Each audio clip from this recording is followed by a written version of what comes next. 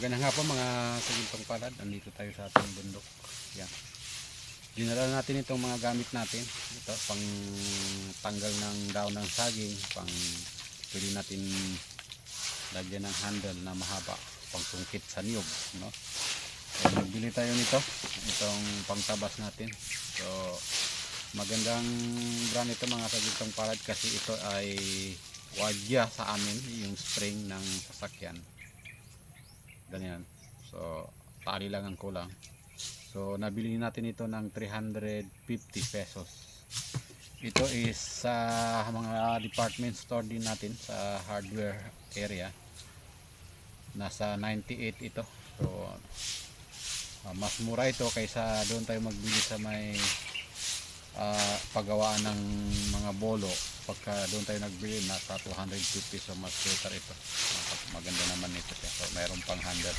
So bilhin tayo ng itak na maliit. Yung pampalay ito. Yan, yan. So gawa rin ito sa spring na sasakyan mga ka-farmers.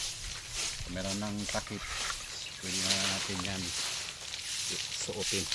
Tulad nito mga farmers. Yan. Sama ako ng aking partner dyan, no? Nagwawalis. Hapon na tayo dumating dito. Naghatid tayo ng mga gamit. So nagbili rin tayo ng ito, panghasa. Panghasa mga farmers. Kasi mag-stay tayo dito ng mga 2 to 3 days para malinisan natin itong mga ating niyog dito. So vacation ngayon, no? December 22 ngayon.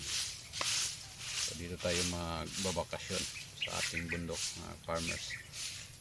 Yan. Tag-init ngayon mga kagintong palad dito sa amin. So okay ito mga farmers.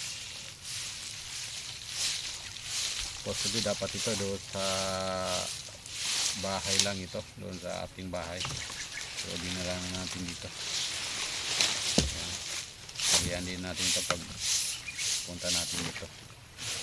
Okay, so yun naman po ang update natin dito sa ating bundok mga farmers.